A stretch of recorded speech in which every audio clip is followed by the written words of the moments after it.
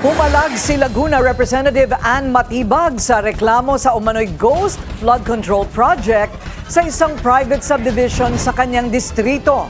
Narito ang exclusive agenda report ni Ian Maghanoy. Terminated na nitong Enero ang inirereklamong flood control project sa South Peak ng Philinvest sa Barangay San Antonio sa San Pedro, Laguna. Ito ang nilinaw ni Laguna 1st District Representative Ann Matibag sa kanyang social media account.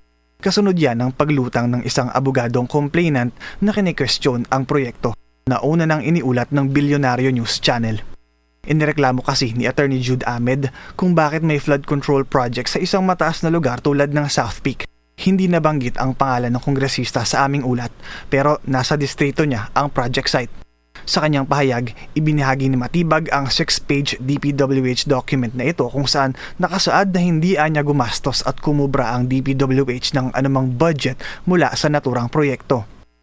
Nakasaad din sa dokumento na maaaring mataas nga ang South Peak pero ang dahilan niya ng project proposal ay para maprotektahan ang riverbanks nito laban sa soil erosion lalo na kung malakas ang buhos ng ulan. Nakasaad din na una nang napagkasunduan ng DPWH at ng Homeowners Association ang proyekto sa tulong ng issuance ng Notice to Proceed simula Pebrero noong nakaraang taon hanggang Marso. Yun nga lang, nagdulot ng kalituhan ang project report nito sa ibang proyekto sa naturang distrito sa ilalim ng iisang project engineer. Nagresulta ito sa subsequent input ng detalye sa PCMA o Project Contract Management Application Abril noong nakaraang taon. Ang PCMA ay ang siyang namamahala sa online transparency portal ng DPWH para sa lahat ng mga proyekto ng ahensya sa buong bansa. Base pa sa dokumento, ito ang dahilan para kailanganin pa ng isang bagong Memorandum of Agreement sa pagitan ng kontratista at Philinvest kung saan nakasaad ang ilang mga kondisyon tulad halimbawa ng flood design at project timeline, plano ng proposed structure, contract at project S-curve.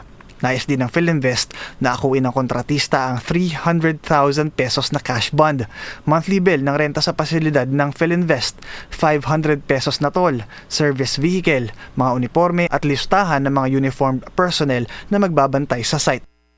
Mga bagay na magmula noon ay hindi na na-follow up at hindi na rin tuluyang napirmahan pa ng kontratista at Philinvest hanggang sa lumipas na lamang ang Disyembre noong nakarang taon nang walang nangyayari sa proyekto. Dahilan para mag-issue naman ang DPWH ng Notice of Termination of Convenience noong December 22, 2025. Nasundan naman ito ng Notice of Decision to Terminate Contract nitong January 5 lamang.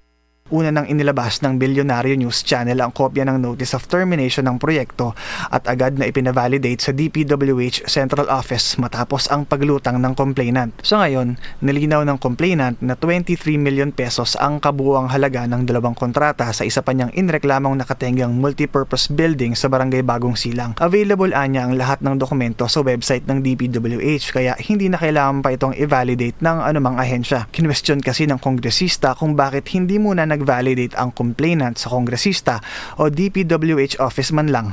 Kung nasa office ni Congresswoman, as I mentioned, hindi na siya necessary kasi nandoon naman po yun sa website. Tsaka baka magulat po sila bakit ako nandoon. Patuloy namang hinihintay ng aming news team ang tugon ng DPWH Central Office ukol sa validation ng Notice of Termination ng inirereklamong proyekto.